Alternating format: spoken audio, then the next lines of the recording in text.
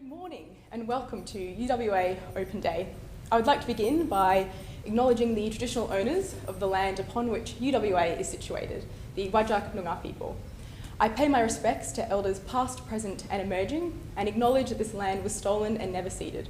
Always was, always will be Aboriginal land. My name is Elise Anthony. I'm a third year student here at UWA, studying a Bachelor of Arts and majoring in Media and Communications and Human Geography and Planning. When not in class or at the library working on an assignment, I'm a keen participant in campus life. In fact, UWA has over 150 clubs on campus and a very active student guild that make our campus culture one of the best in the country. Currently, I'm the chair of Venture, the UWA Student Guild's Student Innovation Centre. Venture exists to prepare students for their career and for the future of work. In this increasingly competitive work environment, students must graduate with more than a degree in order to drive success in the workplace. However, it's not just internship experience or volunteer hours that will make you stand out. It's the ability to think differently and to problem solve in an effective and an efficient manner. Venture's solution to this challenge: to give students experiences that put into practice the content that they learn in their classroom, and to improve understanding of how innovative practice is driving the future of work. Ultimately, Venture helps students to develop their innovative problem-solving mindsets. Now, we're living in a time where the job that one is working and the organisation that one works for no longer determines their future. In fact, people are actively seeking out opportunities and jobs that are best suited to them. Perhaps they're looking for a job that will allow them to make positive change, or one in which they can continue their personal growth and their development. Some individuals are even creating their own career pathways by starting a business. I'd like to introduce you to one such individual this morning, Josh Van Ross, our keynote speaker. Josh is the entrepreneur in residence at Venture. In this role, Josh supports students who are on their entrepreneurial journey. Now, Josh actually began his studies at WAAPA in musical theatre before progressing to classical singing. However, before he finished his studies, he decided that he was more interested in business, so enrolled in the business school at UWA. During his undergrad, Josh changed majors once, joined the Army Reserves, completed a 6-month deployment, and started 2 businesses. In 2018, Josh won the national pitch competition hosted by the Entrepreneurs Organisation and went to Canada to represent Australia for the international title. Whilst Josh didn't win in Canada, he thinks of this as a very pivotal moment in his career for broadening horizons and also for establishing international networks. Josh, most recently, is responsible for the City of Perth Drone Light Show, which took to the skies a couple of weeks ago. Now, Josh is passionate about business development, workflow automation, alternative career pathways, networking, Latin dancing, and giving things a go. All right, before I welcome Josh up to the front, you'll notice there's a QR code on your screen. If you give that a scan, it'll take you to a Q&A forum where you can ask Josh questions as he speaks, and he'll answer those at the end of his session. Please join me in welcoming Josh to the stage. Thank you very much, Elise. How are you going? That was a very good introduction, and I think you covered almost every point. My name's Josh. As Elise said, I am the entrepreneur in residence here at UWA, and I will be here all year for this foreseeable future and hopefully for many years to come. But today I just wanted to take you through my journey, and my journey has been anything but traditional. I'll take you through, but it has gone everywhere, and to be honest, now that I'm here, I wouldn't have it any other way. So let's begin. So in the beginning, this is about following your passion. So when I left high school, I went and we had a very good musical theatre teacher, and she inspired the hell out of me. So I was like, I want to do this full time. I want to continue this for the rest of my life, and I applied and I managed to get into WAAPA. I did the Certificate of Musical Theatre, which is a 1-year course, and then I had about 6 months off, and I was like, is this really what I want to do? I was like, yes, this is what I want to do. And I applied for the Classical Singing Bachelor, and I got in there. I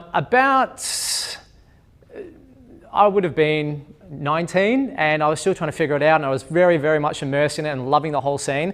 And about 6 months in, an opportunity came up to do something else. And being 18 and 19, I was like a puppy. And I was just like, oh, new, shiny, let's go here, let's go here. And an opportunity came up to go to America to do camp counseling through CCUSA, or Camp Counseling America.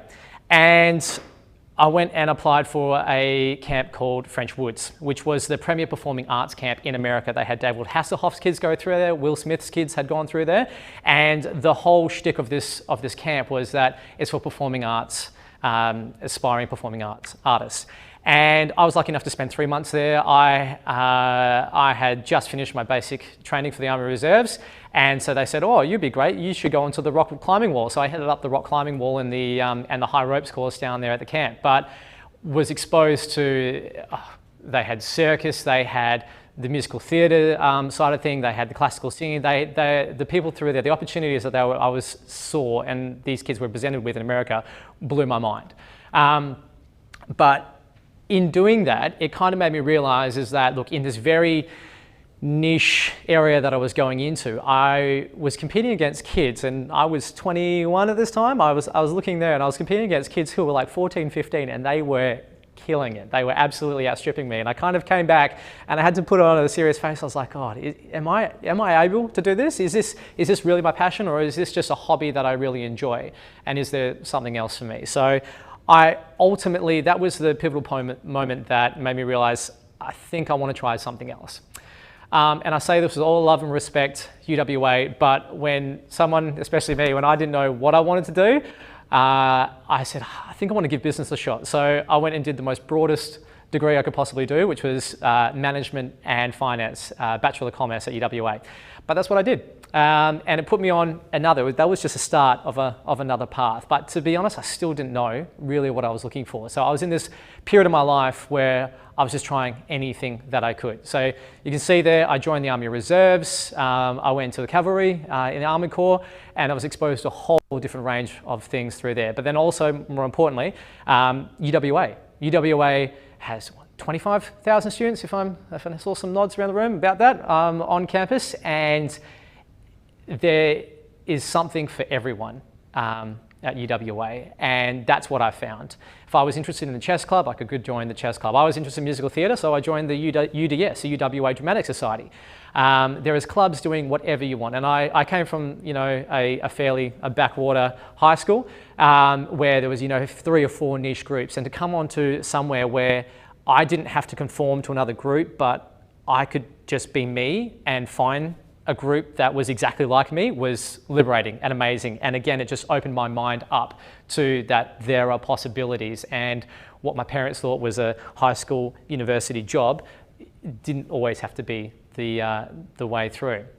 So I went to UWA and I studied hard.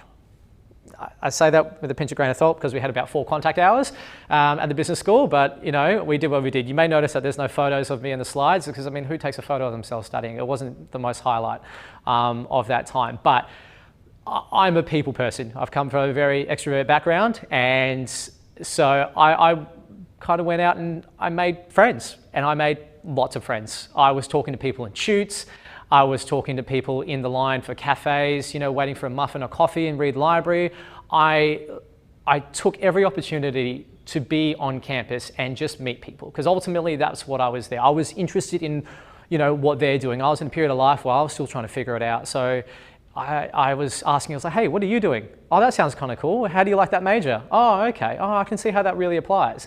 And just went down that rabbit hole with as many people as I could. And look, most of the people on this screen are are now lifelong friends.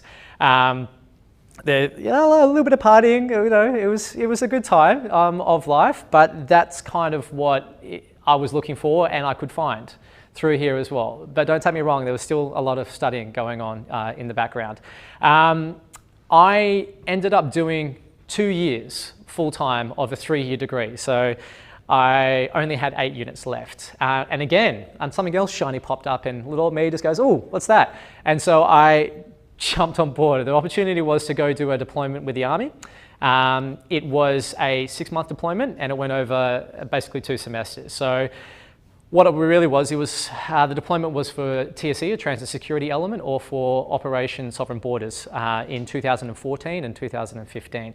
And that's when Tony Abbott was in power and he said, stop the boats. And that was the hotbed issue of the time in the election. And our brigade was tasked with going over, training with the Navy, and then being assigned to a Navy boats. Both those boats were ships that I served on.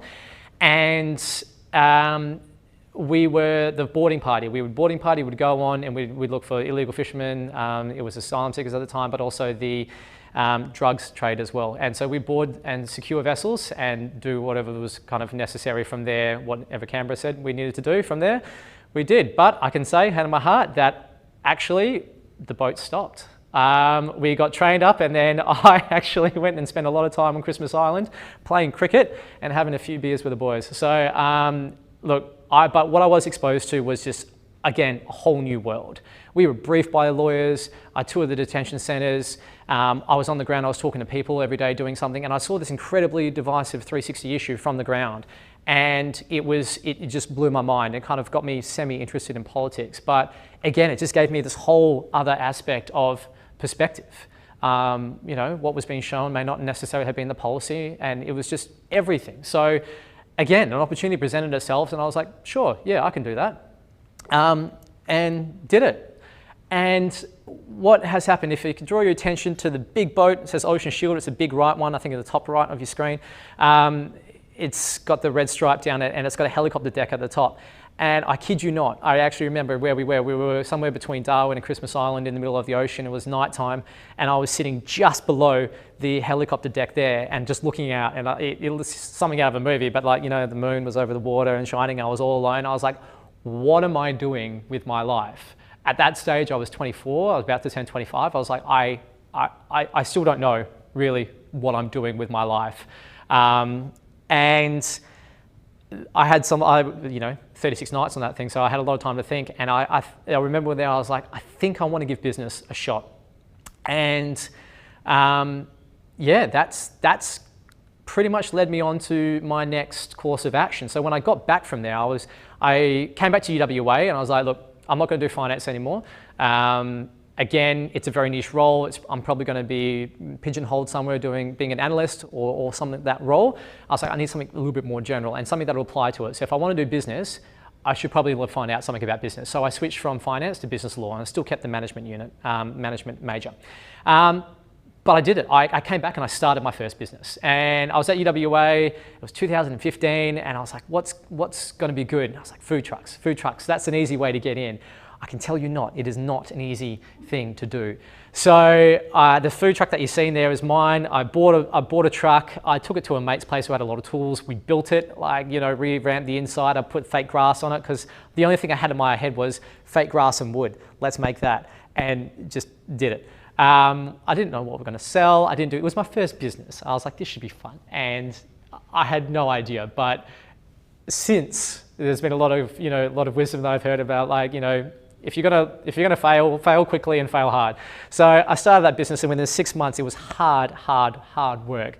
But luckily, I had another opportunity to start another business. A friend came to me, and it was off the back, and his words were, oh, you seem like a doer. You've gone and done this. How about there's this opportunity here. Would you like to do that? And classic me was like, sure, let's give that a crack. So that was the beginning of Axios Services. I haven't got any slides for that, but what Axios Services was a project management company. Basically, project managers for commercial buildings would say, hey, we need a carpenter to come fix the door, and I'd say, sure, absolutely. And then I would project manage for the carpenter and be like, hey, they need the door fixed. But there was a disconnect between the way that particularly tradesmen talked and did business and held themselves, and the way that the property professionals held themselves. And I was just kind of the bridge. I just made sure that everyone knew what was going on and found out there was a market for it. And all of a sudden they were saying, hey, can you do electrics? And I was like, I know an electrician. Yeah, I can do that. And then just kind of built up this subcontractor base. Long story short, over 6 years, we turned into a construction company doing fit outs. And I sold it to my business partner in the middle of 2020. And actually I lied. So yeah, that was the real journey. I stopped the food van. after 6 months of slogging it out and working till midnight and realizing, wow, this is not fun, the Axios services started to pick up. And then about a year in, I was like, oh, I think I'm going to do this. Dropped the food van and went full time into Axios. And that was when the real hard work was. So I put the food van down to a fail. And because I didn't know what I was doing, I didn't know marketing, I didn't know what food I was offering, I did nothing of the classic things that you should know. I only know about that now. But from doing it, I realized how much I didn't know. And Axios Services was taking that learning and being like, okay, I need to find out more about marketing. I need to find out more about business structure. I need to find out more about the legal, insurance, bank accounts, transactions, everything. And over the next 6 years, it was a case of slowly building the small business and learning more. And because you're a small business, you're just doing it. So you're just constantly doing it and boots on the ground. So that was the real time. And all this time, I still only had, I have 12 units left of my business law major and of my degree. And I was doing like one a semester, and then all of a sudden Axios would take me somewhere else and be like, oh, I can't do that unit, and drop out. And so I was like constantly just trying to tick off these units so I could finish my degree. But I was still just trying to do, maybe 1 or 2 units a semester, or if not a year. And funny enough, that's what gave me the opportunity to go to the GSEA, or the Global Student Entrepreneur Award. So there's an organization called EO, and I'm going to be real with you. I'm going to give you the actual story. Only a few people know this story, but the Global Students Entrepreneurs Award was run by Entrepreneurs Organization, which is a worldwide organization. And I was working in the business out of a co-working space called Bloom. And they'd invited someone from EO to come give us a talk. And he said, hey guys, there's this pitch night, it's for students. I was like, oh, I'm doing 2 units. I'm still a student. At this stage, I think I was like 28. No, 29. He goes, yep, there's a pitch. Apply for it online, and the pitches will be in 3 months. I was like, yeah, cool, no worries. So I went away and I applied for it. And then I get a phone call a bit later, and he goes, hey, this is old mate from EO. I've got good news, bad news, and good news. And he goes, the good news is, your application was successful. The bad news is you're the only one who applied, so we had to cancel it. But the good news is you win by default. So do you want $3,000 cash now, or do you want to move on to the next round? I was like, let's move on to the next round. So that was the state. So I won by default for the state. And I was going to go to national pitch. I won't bore you, but long story short, the same thing happened for nationals. So I was a direct entrant. I hadn't even pitched yet. And they sent me to be the Australian representative over in Canada. And I was pitching against the person who won from India had beaten like 500,000 people nationwide. The girl who won from America had beaten 25,000 people, and they had serious, wicked businesses. And I just had this like small brick and mortar business in Perth. I was like, how the hell am I, So the first time I did my pitch was on stage there. Now I didn't win, but that again I met 54 of the brightest people from all around the world doing just incredible things, and that gave me a global mindset. Whatever I was thinking, I kind of came back and I had another moment of like, I'm not thinking big enough. I'm not thinking big enough. I need to grow. I need to progress. So what happens after that? Well, what happened after that? The kind of pandemic hit in 2020. So I still stayed with Axios. I still grew it. And then I had another moment of like, okay, I think I should do something else. So I sold my half of the business. The Army Reserve work picked up again. We were doing the inter-border checkpoints and stopping the cars going from point A. Probably wasn't the most popular person, but we did it. And again, I got incredible insights into how the police work, how that interacts with state policy that gets stood up overnight, and all of a sudden you're getting briefings every single day like, nah, things have changed, you're doing this. Like, okay, cool. But incredibly dynamic situation. But seeing how interagencies operate again was just another feather to the bow, another asset to be able to say, this is really cool. I'm exposed to things that I just never otherwise would be. But I had that time, and I had basically from selling the business, I gave myself 2 years. I was lucky, I had a little bit of money to be able to say, I've got 2 years to figure out what I'm going to do in my life. And I ended up just having a lot of coffees with a lot of people, just saying, hey, what are you doing? What's cool? And consolidating my learnings. The one thing I knew is that I didn't want to have a business that scaled on humans. So with the construction industry, I could only ever do one more output with one more person doing a job. And the scalability was terrible. And I thought, okay, I want a tech business. I want something that I can scale regardless of how many humans I have working. So, and another thing that I learned from EO was R&D, rip and duplicate. Get something that exists from somewhere else and just bring it to somewhere that doesn't. And so I bought shares into the next business, which is MeCharge, which basically is rentable power banks that are out in venues. So it works like the scooter system or a bunch of other systems. Basically, you pay pass for $3 an hour. It gives you a power bank if you're in a club, a restaurant, a bar, cafe. You charge your phone, and then when you're done with it, you slide it back in. Don't ask me, everyone's like, what if I steal it? Yeah, there's mechanisms there if you steal it, but I won't go into it. Anyway, that business was exactly what I was looking for. Something that existed, it's existed in other countries around the world. We were one of the first to bring it into Australia, and definitely the first in Perth, and we're growing that. And I was like, okay, all right, I've had all these learnings from legal, and I was instrumental in the business, in the company set up with the structure. When it came down to the accounting and we were figuring out who's doing what, I was like, oh, I've used that before, the system, I can do that, I can do this. And I was like, oh, I'm actually doing I actually understand the things that I'm doing, and starting to get my confidence.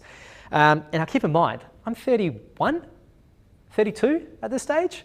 So it's, some may say a bit late, but it's only now that I'm really starting to feel a little bit settled.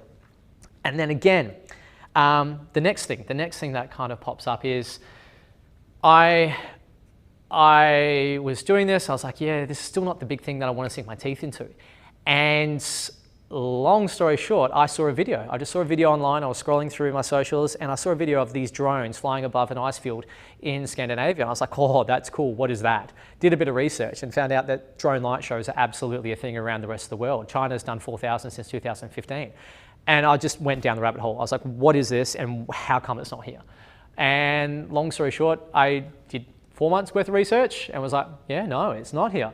In that stage, I had been lucky. I was older, I've kind of built a bit of cred. I have a bit of a network, I have a big network because I talk to people.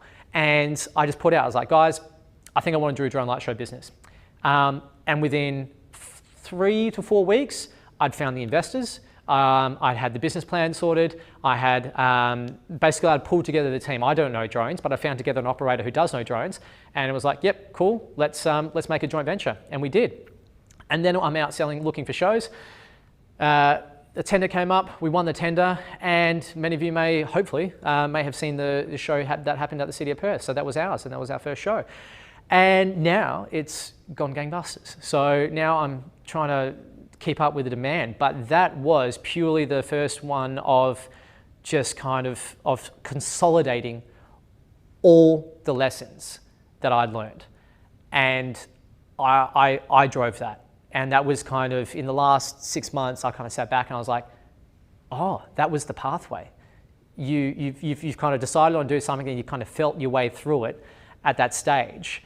And then you've made all the lessons, you've consolidated all the lessons learned, and then you've acted on it, and now you've made something that's worked. And I'll just show you a little bit of the show, but this was the show that stood up in Elizabeth Quay. And yeah, so that's been my journey. And in that, the last point is, I finished my last unit for UWA mid-year last year. And so I only just graduated from my undergrad middle of last year after 9 years. I started getting the emails saying, you're going to be cut off soon, you've only got a year to finish your degree. And I was like, oh, I should probably do that. But let me tie this up, is that in that entire time, I was floating around UWA. The first person that I started the business with was from UWA. Most of my contacts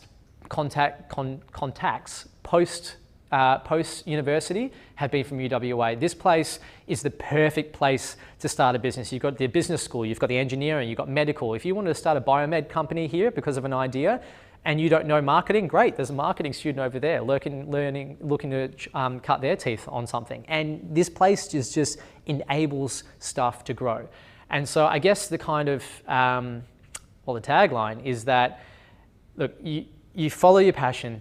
There's a place here for everyone, and you don't have to have that linear pathway. If you don't know what you want to do, believe me, it's okay. You don't have to know. And I think it's a hard ask to ask people at 18, 19 to know what they want to do. But again, we have broadening units here. While I was here as part of the broadening units, I did leadership and the kayaking. I did Latin dancing here. They had a dancing course here, and that led me on to become a dance teacher later on in life. So it just, look, you never know where things can take you. And the thing that constantly surprised me was what I'd learned, what I'd written off and just had in experiences, how much they actually helped later me in the future. I just wanted to describe that last slide, which is, that's been the background slide for the whole thing. And what it is just a highway with fog, and you can't see past the next 25, 30 meters or whatever it is. And that kind of felt like what it was. It was for a lot of time. I was just like, I don't know where I'm going and I don't know what I'm doing, but I'm just going to take this opportunity. It wasn't until about 25 when I was like, I know I want to start a business, that Northern Star, that star kind of came up. And that was the goal that I was aiming towards. How I got there, I didn't know. But when a decision was presented to me in that moment, I just had that of like, I'm starting a business. And does this decision get me closer or further away from that goal? And I would just make decisions based on that. And now it's led me to where I am. And I'm very happy. So takeaway points. It's okay to know, not to know what you want to do. UWA and university is a great place to meet people, find yourself, and experience things. And I would encourage you to do it. I encourage you to do that on campus as well, because a lot of the opportunities are on campus. And yeah, give it a shot. You get out what you're involved. And now on that note, I think that's I hope there's some questions around, Elise. Yeah, sweet. Send them. There's a couple of questions here, which I think are a great way to end today's session. So someone has asked, what's been your career highlight so far? And perhaps you might not have one, but maybe a few career highlights, Josh. Oh, look, that happened easily. That was the drone show. Oh, yeah, excellent. The drone show. I'm not going to lie to you. I vomited from stress the night before because there was so many things that potentially could have gone wrong. But when that was stood up, there was an incredible sense of achievement. Everything that I'd kind of learned was facilitating that. So yeah, I'd say the drone show. Perfect. And then were you worried early on about the fact that you didn't quite know where you were going? Yes. Yeah? Many points. At 21, when I had the crisis from musical theatre and classical singing, again at 24, 25, when I was sitting on that boat just going, what am I doing? Even as recently as 2 years ago when I sold the business and I had that 2 years of figuring out, and I saw all my friends having kids, they're high up in their careers, they've gone into the traditional pathway, they had jobs and they've been in the job since they were 23, 24. And now they're getting up to like manager level, senior manager level, and I was just like, I'm not a senior manager. Am I doing it right? But it's been it gets reinforced when you find out and you solidify what you're doing and you're happy in what you're doing. Excellent. All right, that's about all we have time for today. Thank Easy. you all so much for watching this session. I hope you got a lot out of it. I know I did, Josh. Very inspirational. UWA has got a stack of amazing sessions lined up across the rest of the day, so make sure to tune in. Thank you. Thank you. Enjoy.